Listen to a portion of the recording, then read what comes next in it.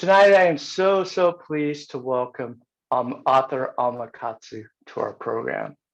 Alma is award-winning author of now seven novels. Most recently, of course, The Fervor. There's also Red Widow, The Deep, and The Hunger.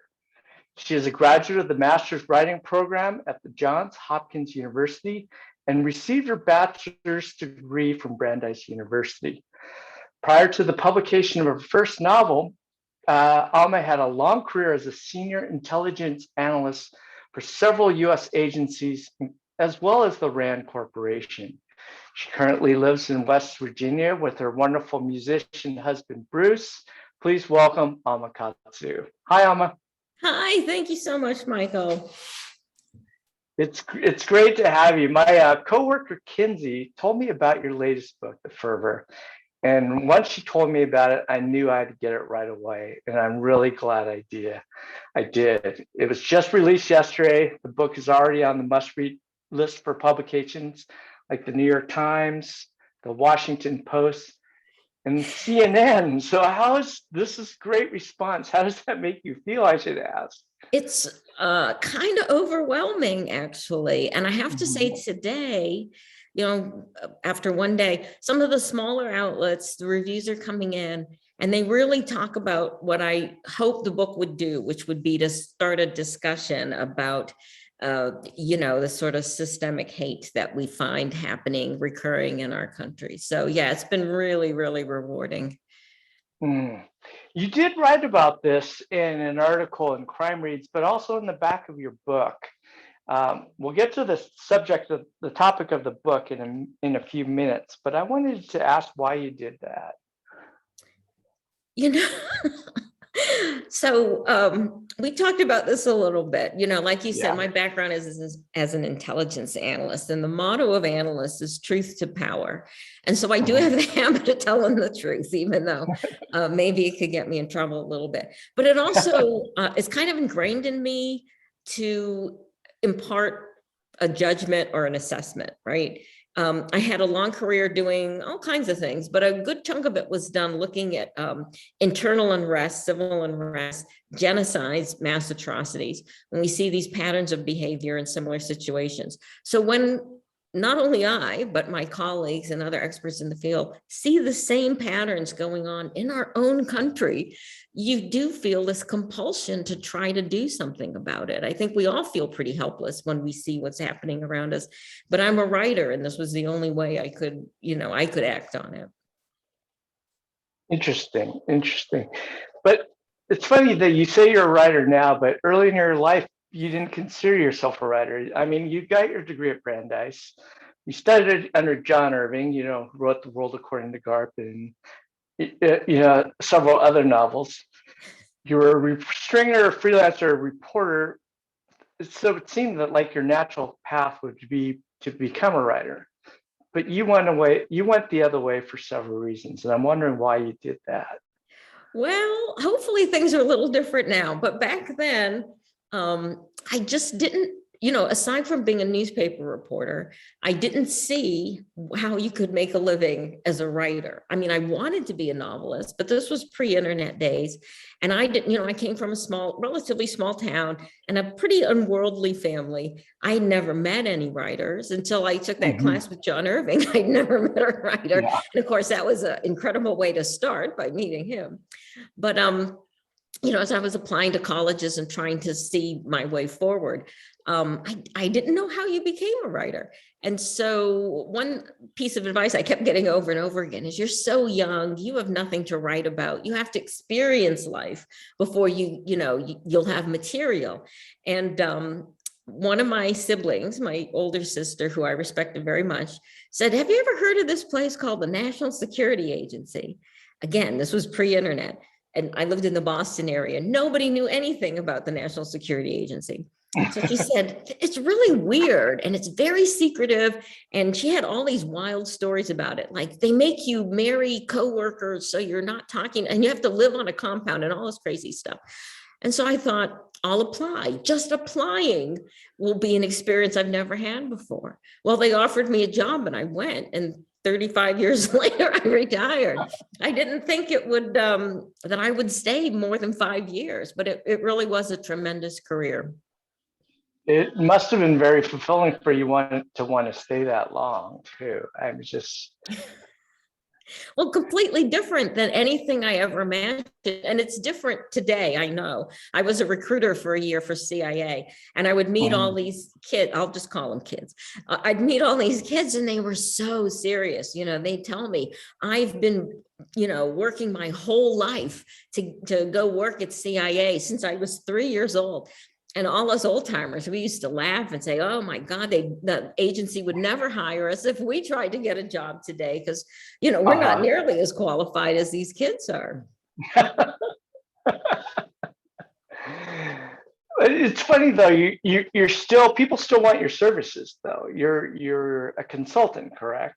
I am. I was very lucky. I spent most of my time as an analyst, but the last third of my career, I was involved in technologies. I actually started my career off doing some technologies, like emerging technologies. When a new technology comes around, intelligence agencies are very concerned to know, can we utilize this technology to help us, or is it, a potential weakness? Could an adversary use it against us?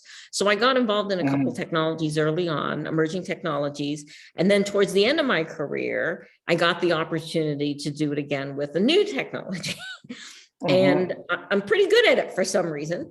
And so the last third of my career has been in emerging technologies. I became sort of a futurist. Wow. I do technology forecasting, and I still consult back to the government.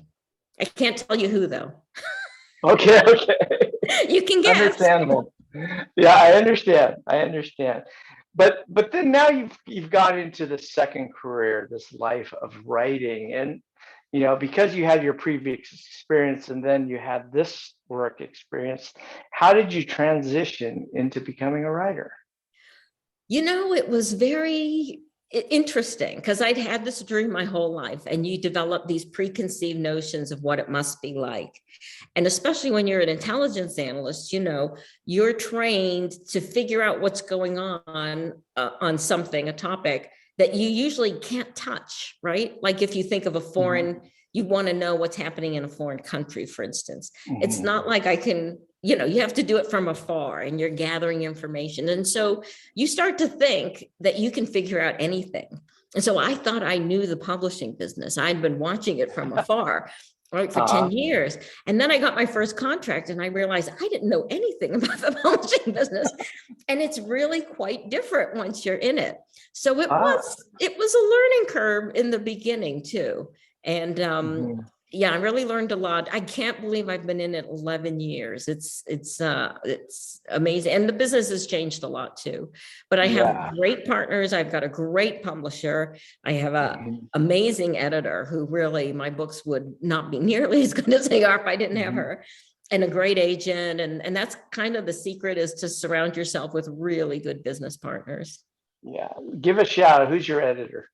It's Sally Kim. She is the editor and now the publisher of Putnam. She was just awarded with a big award, Editor of the Year by Poets and Writers magazine. Yes, and she's just amazing. She's worked with a lot of great pros, and I'll tell you, editing is tough. I mean, I'm sure you edit. I edit, on a very small scale, other things. And I can really admire, especially fiction, someone who can edit fiction well. That's really the sort of alchemy right there, is in the editor's hands. Well, I'm actually, as a writer, and the editor's bane. So I don't think, but anyway, as far as your writing though, I mean, 50 was your first, you were published at 50, correct? Sold my first book at 50. Was that The Taker, part of the trilogy? Was The Taker. And I had worked on that for 10 years. Worked on it almost every day. What happened was, when I turned 40, I got very sick, which apparently is very common, I found out afterwards. Really? Yeah, I got very sick. I got this strange neurological condition. And while we were trying to figure out what was going on, it makes you think about what's really important to you. Yeah. And even though at that point I'd had some great success as an analyst, I realized that I still really wanted to learn how to write a novel. You know, I thought I could in my 20s, and I realized I couldn't. So I decided to go back. And that's when I went and got my graduate degree. And I worked every day for 10 years on this novel, because if you read The Taker, and it's nothing like the Fervor, it's very difficult, but I didn't know that at the time because, you know, I was just starting out. So it really was a lot of trial and error to make it work. And then at 50, I was able to sell it. And I didn't realize at that time, like, how rare that is. So very, very lucky, very lucky. But you turned it into a trilogy. Yes, because at the time, those kinds of books, which if you think back 11 years ago, the kinds of books that were really popular were these sort of supernatural, I'll say romance, but it's not really a romance. I mean, it's a big sweeping love story, but it's very dark. It gets compared a lot to early Anne Rice, if that helps. Okay. So, but trilogies were just so hot. So it was actually written as a standalone. And after talking to the editor, you know, we kind of came up with an idea of how to turn it into a trilogy. So I really lucked out there. So was it always going to be a trilogy after you decided that it wasn't just going to be one standalone then? Yes, but it was super hard to write. They say your second book is the hardest to write because now you have a deadline, and you wrote a book, but you don't really know how to write a book. So then you have to pull the rabbit out of the hat again, and you really don't know what you're doing. So yeah, it was super hard. I'm surprised I could write a third book, actually. So when was the last one was The Descent? What year was that published? Good question. I think 2014, maybe. Yeah. Okay. Did you take a little break after that then? Because the Hunger came out 2018-ish, didn't it? Yes. So I'll reveal something here that I don't really talk about very much. My first agent embezzled on me. Oh. And yeah, that caused a little disruption in my career. Okay. It's not as uncommon as you think. Yeah, it was not a good experience, but I was very lucky to recover. Not everybody does. And I got a great agent, and he helped me kind of get back into the business and kind of start all over again. So I went to a new publisher. I left Simon & Schuster, and I went to Penguin Random House. That's where Putnam is, and got a great, I mean, he got me my dream editor. So he really was kind of a hero. He was like a white knight. Richard Pine is his name. He's a wonderful man, very modest. And yeah, I wouldn't be here today if it wasn't for him. Interesting. Where did you get the idea? I mean, The Hunger is set around the Donner Party, which I find very fascinating that anyone would write a horror novel set around the Donner Party, because it's already a horror. It really is. But you know, it's funny, now that I've written 3 of these books, I get to talk to a lot of people about story and horror as a type of story, and think about the relationship between the two. I think when we think of horror, we tend to think of in a certain way, almost like a cliche in a way, right? But when you think of what really happened to the Donner Party, you know, they were trapped in a freak snowstorm, 40 feet of snow. And I've been to Tahoe a couple of years ago when they had another freak. Yeah. It was over a school bus high. I mean, we drove through roads that had been carved out, and it was over snow bus high. Right. I can see how you could be, right? That is real life, you know, life and death terror. And that's what I wanted people to really kind of go back to, as opposed to a sort of like the kind of horror you think of as, you know, a made for TV movie or something like that. Because sadly, so, you know, we talked about my life as intelligence analyst, and I did spend a lot of time working on genocides and atrocities and humanitarian disasters and that kind of stuff, where you're dealing with real life terror every day. And I guess I wanted to make people feel that. That doesn't sound right. I wanted to make people understand that kind of stuff is a reality for a lot of people on this planet. Wow. And the reception for The Hunger was amazing. And you were nominated for a Bram Stoker Award, which is the horror equivalent of, let's say, the Pulitzer. I mean, I think it's Yep, just, it's the and big, yeah. I think the ultimate compliment was possibly Stephen King calling it deeply, deeply disturbing. So did this reception and all the accolades really make you feel like you arrived as a writer? You know, I don't know that any writer ever really feels secure Ah, that they've ah, ever really arrived, right? Because it can all go away so easily. Um, uh, I remember the night that Stephen King tweeted about the book. I was on tour, and I think I was at the third stop. It was Poison Pen Bookstore in Scottsdale. And I was on my way to the event, which was with Brad Meltzer. For some reason, they both oh, wow. speak at the same time, right? Brad Yeah. Meltzer and little me. And I was in shock. And I walked into the bookstore, and Barbara Peters, who was on the stage with Brad, they look at me, they go, "What's wrong with you?" Because I must have looked like I seen a ghost. And I said, "Stephen King just tweeted my book." And Brad looked at me and he took the phone from my hand and he turns around to his audience, packed house, like Yeah. 150 people. And he says, "Stephen King just blurbed her book." And everybody cheered. And it was an incredible night. Yeah. Stephen King, Wow. yeah, that kind of attention. So it got the book a lot of attention, and then it went on to yeah, get more attention than I ever thought. You know, it won the Western Heritage Award for Best Novel. It won some big award in Spain.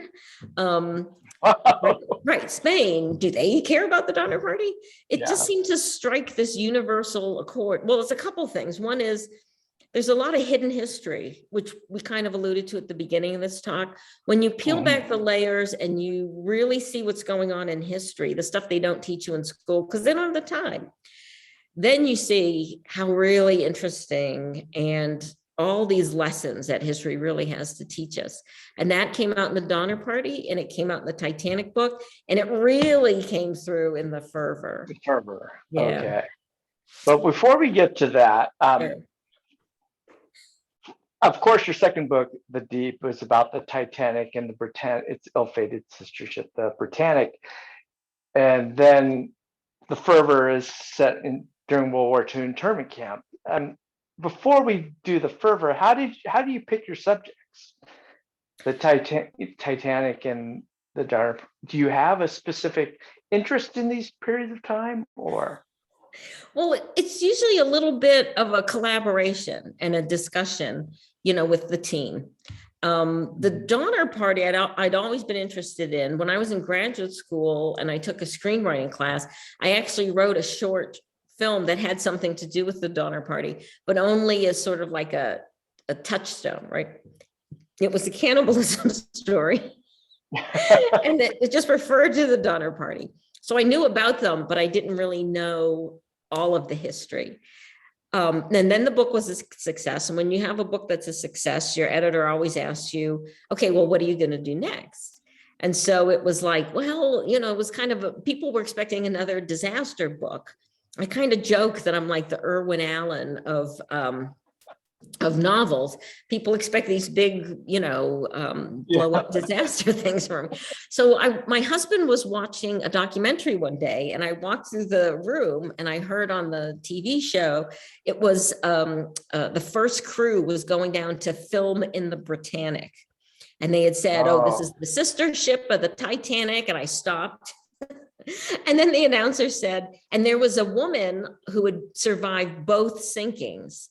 And as soon as I heard that, I said, there's a story here. And I sat down and I watched the documentary. The funny thing is the day that The Deep came out, the man who made that documentary, Simon Mills, he was the first one to go down and dive, emailed me. And we've been friends ever since. Yeah. Oh my gosh. Wonderful, wonderful man. Yeah. And he's going to go out as soon as COVID lets him and dive again and make another documentary. And I would love to be there and just, see what happens. That's cool. Yeah, it's amazing. The places your writing life takes you. Yeah. But, you know, after those two books, before the Fervor, you went the other way and you went spy. I mean, you're not a spy. You told me that you were never a spy, but No. you were an analyst and intelligence. And I'm wondering how much of your professional experience influenced Red Widow, which is now being adapted. Yes, yes, for TV. It's crazy. So it did in a couple of ways. One is I always knew that if I got the opportunity to write a spy novel, the main thing I wanted to do was to really show a little bit more what it's like to the public. Mhm. I don't mean just in terms of how we do the job, but what it means to do the job. Um, because I've worked with a lot of really remarkable people over the years, people who could have gone on and be successes in any walk of life. But we all feel the same. We feel that, it's a great trust that's Mhm. placed in us to serve our fellow countrymen and to serve our country. I mean, it sounds all patriotic and weird, but it really is. And also, I really have to say this, it's drummed into your head as a professional that you have to be neutral in terms of Mhm. domestic politics. So we're Mhm. very neutral. We take our service to the country very seriously. Having said Mhm. that, though, there's a lot of demands that are placed on you in order to hold that security clearance. You really give up Mm. a lot of your privacy to your life for your whole career. When people learn the things that you have to do, Mhm.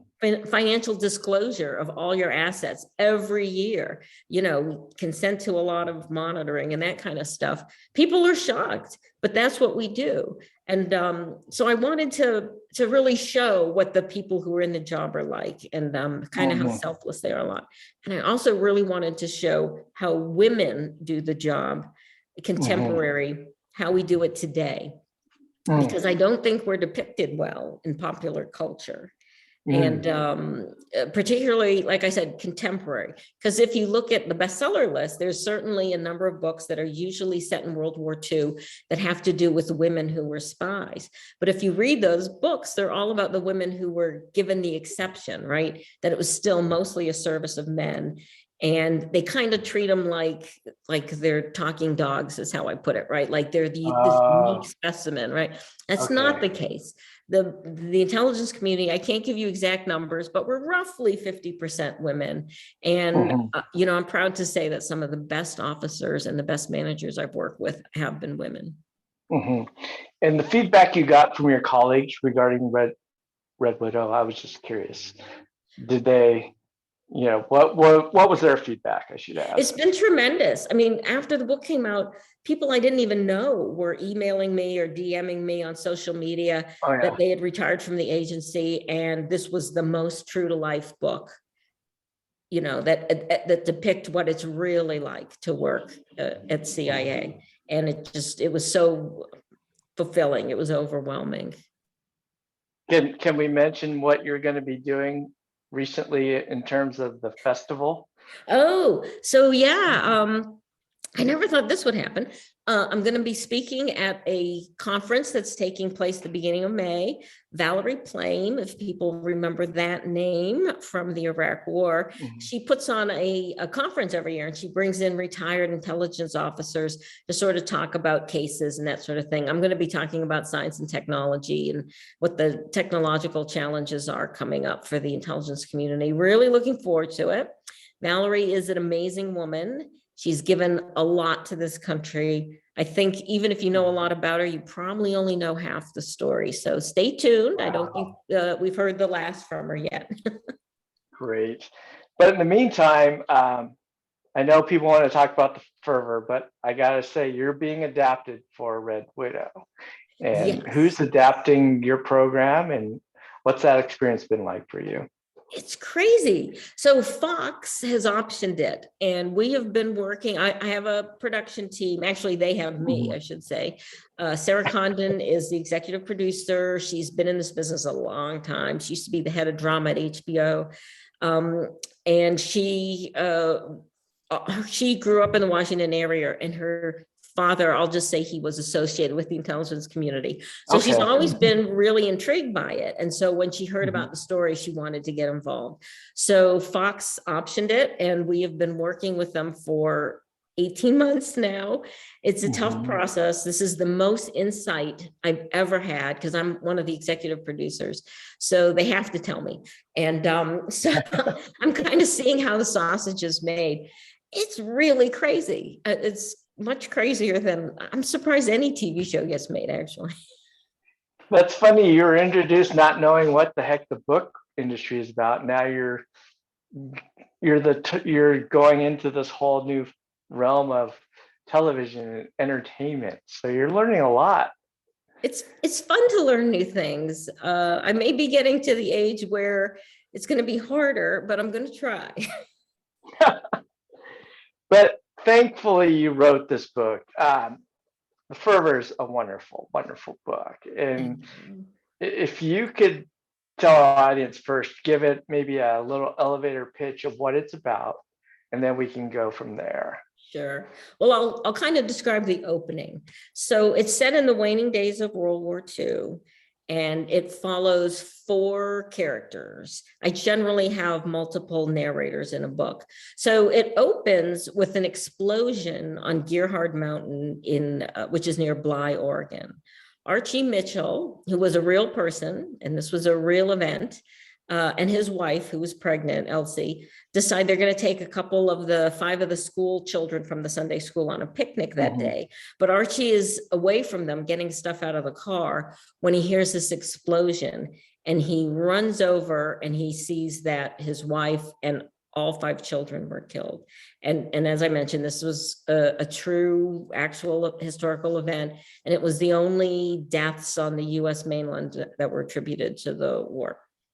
Speaking of, yes. oh, I'm sorry to interrupt. Archie was here's a photo of him that I grabbed from the internet. So Archie was not, Archie was actually a real person. He was. And he had a very interesting life in his own, he had this interesting story, his own story. If you could touch a little bit about Archie historically. Sure. So he did go to a missionary school, and he was trained to become a missionary. So, but this particular school, you kind of spent a few years in America first before they sent you overseas. So you kind of understood how to run a congregation and all that sort of thing. After the death of his wife, he ended up marrying the sister of 2 of the children who also were killed in the explosion, interestingly. And then later in life, he was sent to Vietnam as a missionary. His wife went with him, but he and another missionary were captured by the Viet Cong and taken away, and he was never seen again. So all in all, a pretty tragic life, Archie. I do want to be clear, though, in this book, very few of the characters are based on people who really lived.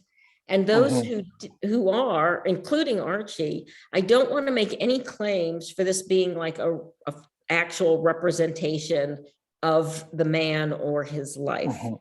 This is very much kind of an allegorical story in a way. And those characters have to fill a role. So we can talk about this as part of it if you want. It's something that sort of evolved in my writing. I started out in the Hunger with 90% of the characters were people who were actually in the wagon train. And now I've kind of gone in the other direction because, I want to be respectful to people. So, but Archie was, and he fills an interesting role in the book, and I'm sure we'll get into all that. So just real quickly for the other point of view characters, the main character is really Mako Briggs.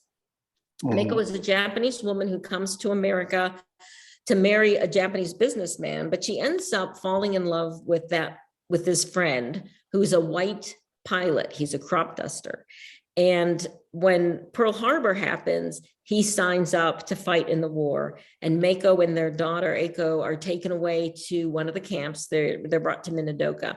And while she's at Minidoka, she notices very strange, this disease that starts to break out that it kind of resembles the flu. Sounds familiar, doesn't it? But it also makes people very agitated and then aggressive and even hostile, like fighting with each other. But she notices very peculiarly the camp officials really aren't doing anything about it. And so she decides she's going to investigate. The third character is a reporter. Her name is Fran Gerswald. She's a reporter with the daily newspaper in Lincoln, Nebraska. And she happens to be out at a lake one night when she also sees an explosion. And it turns out it's one of the fire balloons, just like the fire balloon that exploded on Gerhard Mountain. And she decides she wants to report on it because she knows it's an important story, but also because she's kind of stuck in the pink collar ghetto of the newspaper, the women's pages. And she wants an important story that will help get her out of there and make her, get her to the A section. But her editor doesn't want her to write about the story, not the least of which because the military is trying to suppress stories about the fire balloons. And so he fires her and she decides she's still going to go ahead and run this story down. And then the last point of view character is Aiko, the daughter. And Aiko is a very bright kid. She learns languages very easily. She's very artistic. She reminds Mako so much of her father, who was a research scientist in Japan. The only disturbing thing is that Aiko tends to draw pictures of Japanese monsters and demons from the stories, like a lot of kids these days, from the stories that Mako has told her from her own childhood. Well, not to give it too much away, but Aiko was told at one point that her mother has passed away. And so Aiko decides she's going to escape from the camps and make her way back to Seattle, where they used to live, because she's convinced that that's where her father, the pilot, is going to look for her. So that's kind of how things kick off. But tying all this together is an event that happened in Mako's past, where her father, the scientist, took her on a research trip to an island off the northern coast of Japan, an island that's said to have very close ties to the Japanese underworld. Interesting. So there you have it. The characters I really love, especially reporter, but Mako. And Mako was based on somebody in your own life, correct?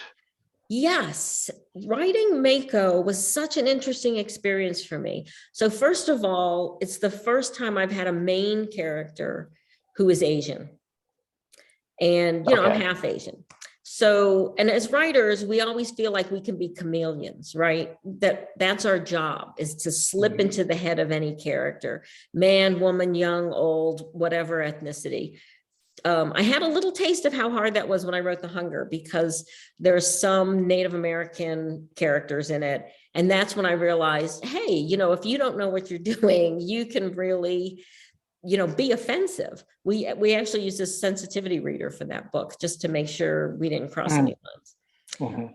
But I was surprised when I wrote Mako, the feelings that it kind of opened up inside me. So to a certain extent, it's kind of based on my mother. My mom was not in the camps. My mom is Japanese. She married my dad after the war and came to America. My mom is she passed away last year. She was your typical, quintessential classic Japanese woman. So sweet, so kind, never had a bad word to say about anyone, demure, the whole thing, right? But when she came to America, she wasn't treated very well. And I think that really changed her and made her withdraw. She only wanted to be around her family and Japanese people. She didn't feel comfortable being around white people, talking to white people. And I say this, until she died at 91, she would hide in her room on Pearl Harbor Day because she was just expecting to have, hatred thrown at her. That's how deeply she was affected. So when I wrote Mako, I started by making her like my mother. And I realized that kind of wasn't going to work for the main character, because in a book, we expect our main character to change. And so Mako had to get angry, and she had to want to be the hero of her own story. And when that happened for Mako, I realized it was because I was angry.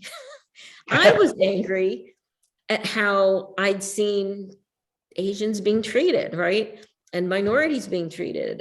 And, I was a kid back in the 60s when people still treated women like we were second-class citizens. And oh my God, if you were an Asian woman, you were definitely, I mean, I saw how people treated my mother, and it just made me so mad. And it's funny how you carry these things in you and you don't realize it.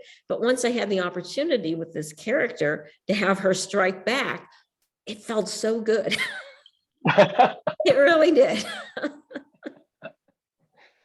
You kind of strayed along from, this is where the fiction comes in, because I know we've talked earlier, and you got some stories from your husband's family who is interned, I believe it's Topaz, Yes. but you didn't use any of their stories, obviously.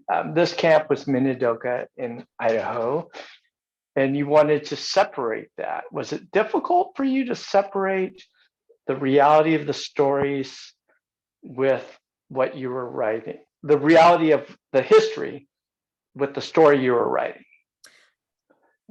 I felt like, well, so first of all, I'm sure a lot of the folks, your customers and the people that are watching this, all also have family stories and family experiences and memories.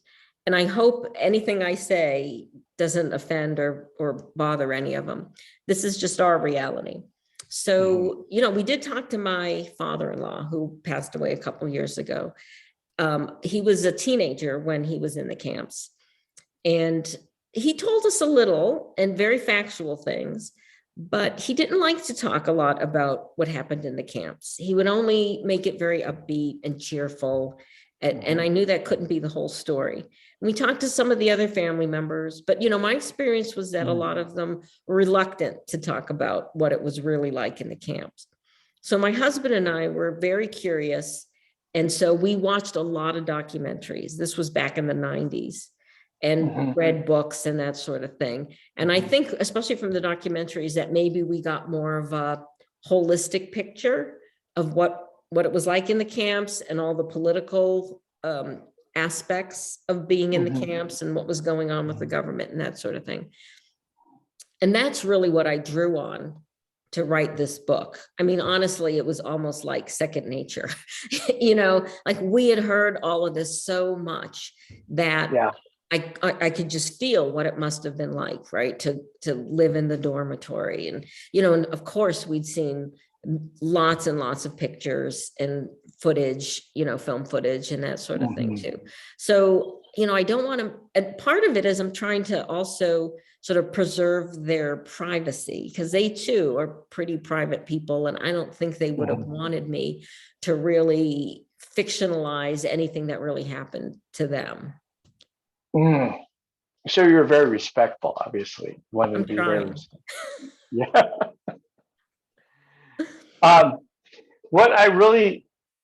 Another aspect I really liked was the subtlety of, there were some moral lessons in this book, but it's not done in your face or over the top.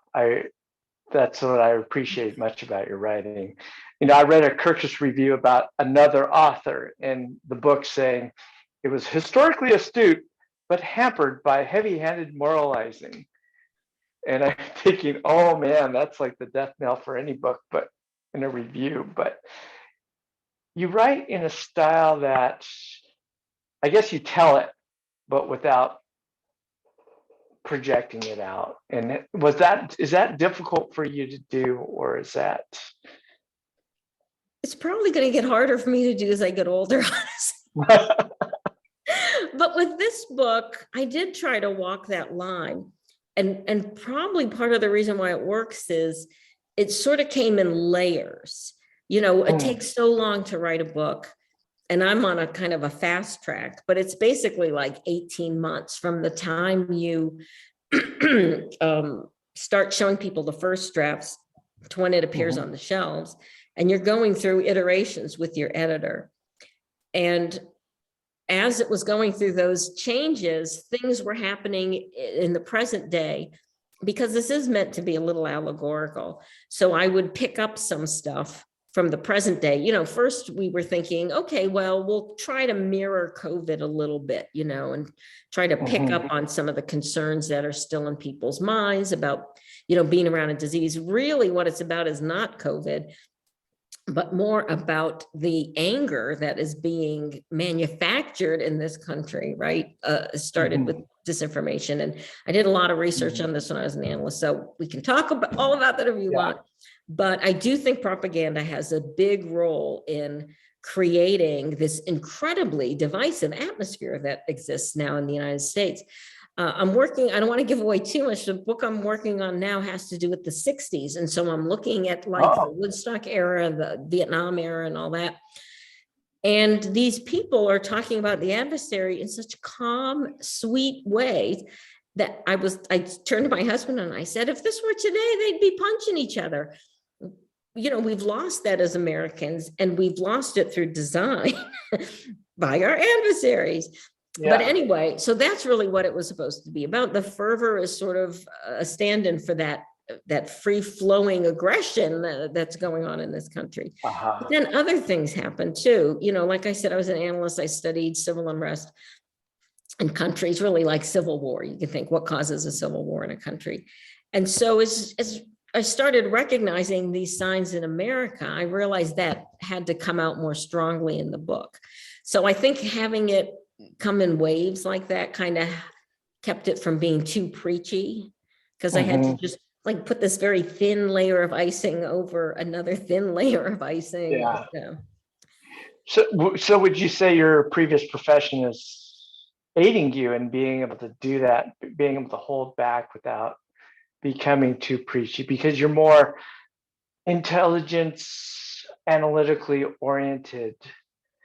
Well, I'll tell you, part of the job of being an analyst is you can't be emotional, right? If you're delivering an assessment and you give any hint that you have this bias, that you're emotionally invested, that you're passionate about something, that's a death knell. They won't trust your judgment.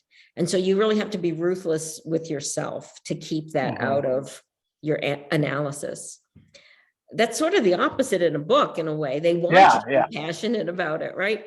Where I think the intelligence background is very helpful for me is creating these kinds of magic puzzle stories, because I'm so used to going through tons and tons of data that could be very disparate, and you're looking for those patterns, and you want to make sure that you're making a true match and you're not projecting a match.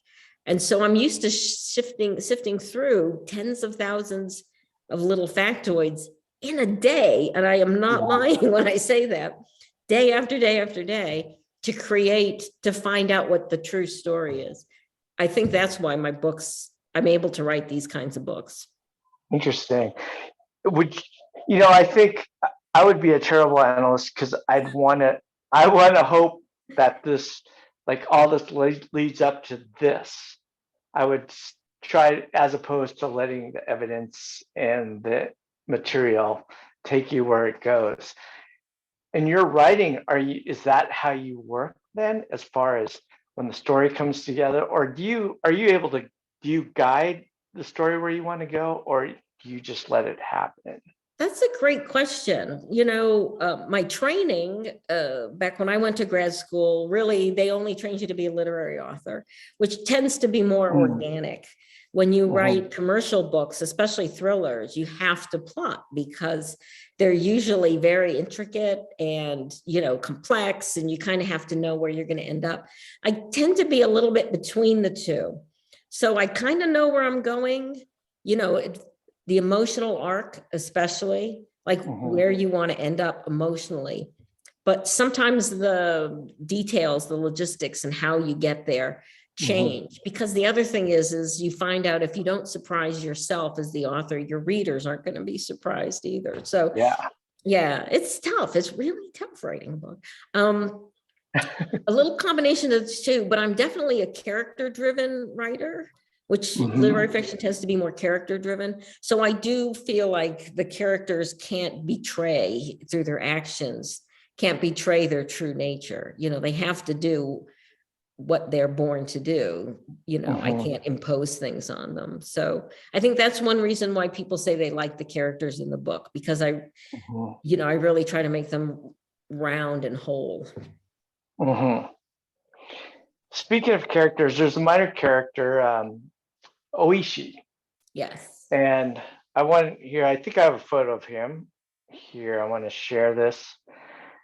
He is actually a real person. He wasn't a very big character, but I think he was very important to the story.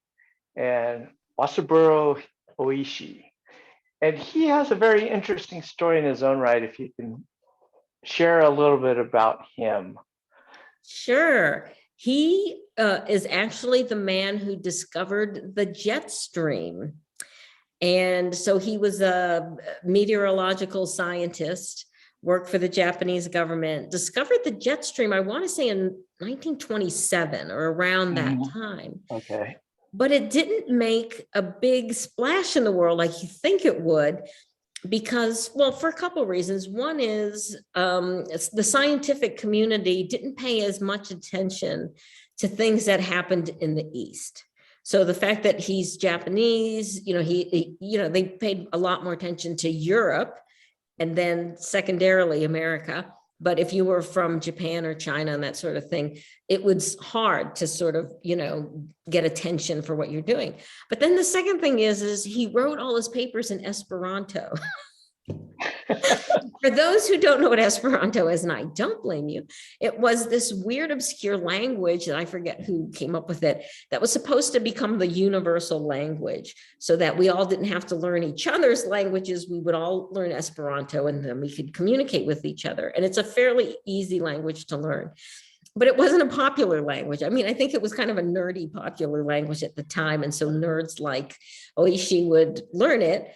But he thought that this way it would be easier for the West to find out about his work, but it kind of backfired on him. So yeah, you just got to love what a pure wonk nerd, this guy must have been. But I mean, it's such a factor in our own lives today. And it's also a huge factor in World War II, which you shed light on something I didn't know much about. I had heard in passing about the balloons, the Fugo balloons. Yes. And it plays a part of your story. I hope we don't reveal too much here, but if you can explain what the Fugo balloons were. Sure. They open in the book, and but I won't talk about their role too much, but they were a real thing. It's funny, when I was growing up, I had heard about them, but when I was a kid, World War II wasn't that far removed. So, but they were these giant, basically, it came out of weather balloons that the Japanese military actually attached these incendiary devices underneath them. The whole technology with them was fairly rudimentary, but because they knew about the jet stream, they kind of felt that they probably would make it to America. So it took them a couple years to develop it, and they didn't launch them until I think relatively late in 1944 into 45, thousands of these balloons. I think there were 285 recorded sightings or, where they came down in the United States, pretty much from the middle of the country to the West Coast. The explosion on Gerhard Mountain was the only fatality attributed to them. There were no other serious incidents with the balloons. It was sort of a Hail Mary pass on the part of Japan to try to cause some panic, in America, but the war was almost over at that point. It was a Hail Mary pass. I thought it was fascinating because I read that they use washi paper for the balloons. Yes. And little girls formed these balloons. It's just like, what the heck? This is science fiction. It's funny when because we live in such a technologically advanced age. World War II was 80 years ago, and that's a long time. You say it's not that long. It is a long time, but think about the span of technology that went from rice paper balloons to precision guided munitions that we have today. I mean, the West didn't even really know about the jet stream. They didn't take that into account with the planes that they were flying over there. It's just amazing to think how far we've come in 80 years. It was just so, it's something out of a futuristic movie, I thought, or it just, I had read, I don't want to belabor this, but I'd read that they had timers, explosive timers to drop the sandbags because the hydrogen would shrink and then the balloons would go down. Yeah. And then after certain ways, these bombs would explode and knock the sandbags off to allow the balloons to go higher. And A little bit of like a Rube Goldberg machine. I mean, yeah. when I was reading the description, I wouldn't even know like who thinks of these things, but that was the technology, at the time. It's just, again, when you think about the difference between what they were limited to then and what we have today, it's almost inconceivable. Which brings me to my point here. How are you able, these are such different elements from all over. You're able to tie it into one concise, it's a tight story. And I mean that in the best sense. It's a fast read, it's tight, there's no wasted words. There's a lot going on, but it's told very concisely. And I appreciate that, by the way, thank you. How are you able to tie all these elements together into one piece of work? I do think it's partly, like I said, that background I have in intelligence analysis, where you look at a huge body of information and you're trained to sort of figure out how it all fits together, what the main focuses are, what facts go underneath each one, what's the relationship between them. Only I do that for things that really don't go together, so to speak. They could go together. And if they go together a certain way, it's to tell a certain story. But there actually was more to it. So maybe it would have been not so propulsive of a read. So that's the other part of, there's the story, which is lovely, but then there's the craft of writing.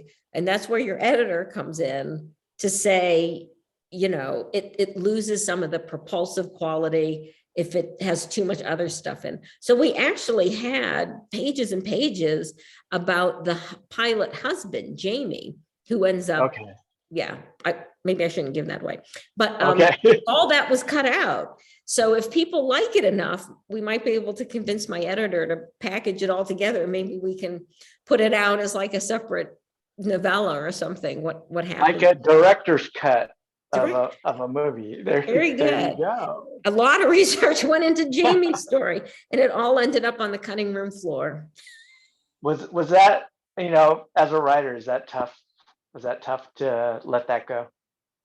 Sometimes it is. I mean, this was all good, but I knew she was right. It made the story more confusing. So had to go away. But I had to learn a lot about dogfights in the Pacific Theater. Yeah, that was pretty fun. Oh, I want to read this part then, definitely. We still have a few more minutes. If you have any questions, please feel free to type into the chat. What I really like, I'll finish with my question, is the empathy you portray, especially on the mother and the daughter, Mako and Aiko. And I have to ask first, is Aiko based on your mother's name? Is your mother's? Okay. I just like the name. You just like the name. Okay. I actually had a dog named Aiko. Oh, really? Yeah, we lost her a while ago. Oh, but regarding writing about the mother and the daughter and what they had gone through, and if you can describe a little bit about the process of writing those characters. That was hard because, I wasn't always a good daughter myself. And it was hard having a mother who was so different from the world that I knew, right? So I probably wasn't always the best daughter to her. And I think some of that came out in writing it, that maybe Aiko was the daughter I wish I could have been, the good, obedient daughter, who listened to her mother. And, I was probably too rebellious. I had that rebellious part of Aiko is there. But yeah, it's funny you point that out. I do feel a little bittersweet a little bit when I think about Mako and her daughter. Did your mom read part of it? because she had just, She okay, had dementia, and okay. by the time I was working on this book, yeah, it wasn't going to happen. It's funny, shortly before Mhm. it kind of got really bad, she had a crazy life. Her family was insane. I mean, the things that they went through with the war and everything. And she used to tell us stories, and we never knew if she was telling us the truth or not, because they were so wacky. But towards the end, I think when she kind of knew she was starting to lose it, she said, I want to tell you everything, and I want you to write a story. And I took it all down. And then I said, Mom, if I write a story, I can't write it exactly like this, right? I'm going to have to change some things a little bit. And she said, okay, then don't write it. So what did she think about you being a writer? I don't know if she believed it was true. Even when I brought her the books, I brought books to the nursing home. Every time a new book came out, I gave a copy Mhm. to the nursing home. She saw the books, she saw my name on them, but I don't know, it just seemed like, so for instance, when I first went to work for the intelligence community, I went to work for NSA. And she Mhm. kept saying to me, I don't know why NASA needs a writer. I don't know. I Oh, think the whole thing was a little unreal for her. Yeah. oh.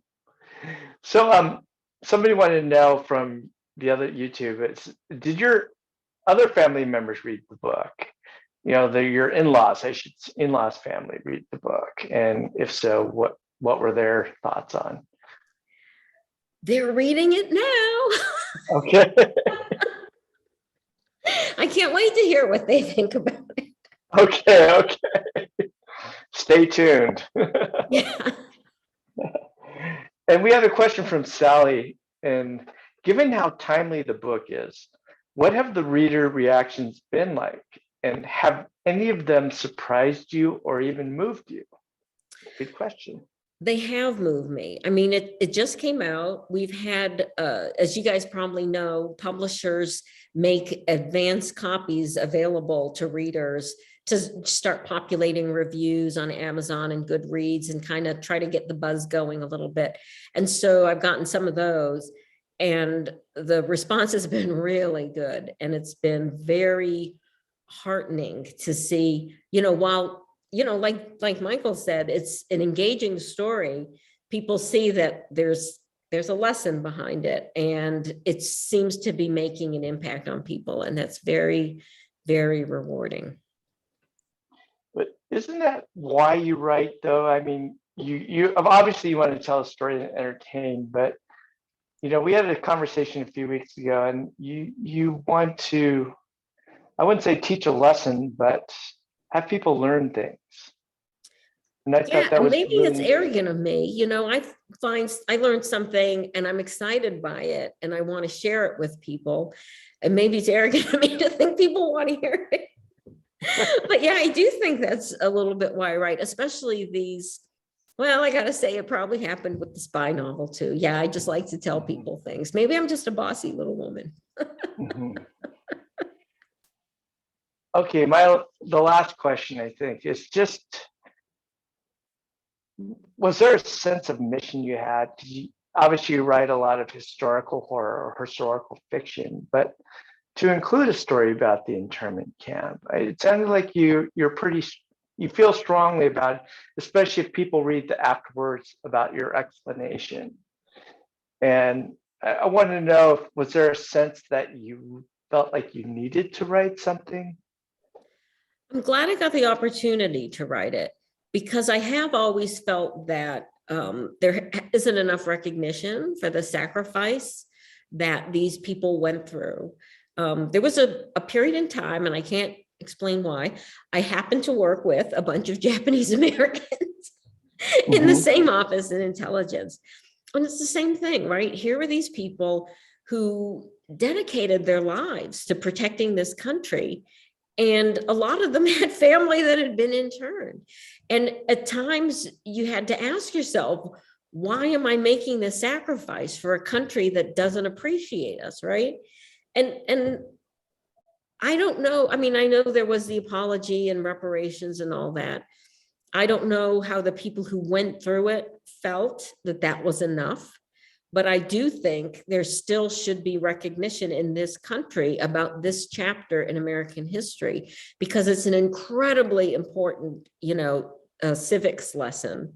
And it needs to be taught and thoroughly investigated so that this country never does anything like that again. So I'm very grateful to have had the opportunity to write this story. Mhm.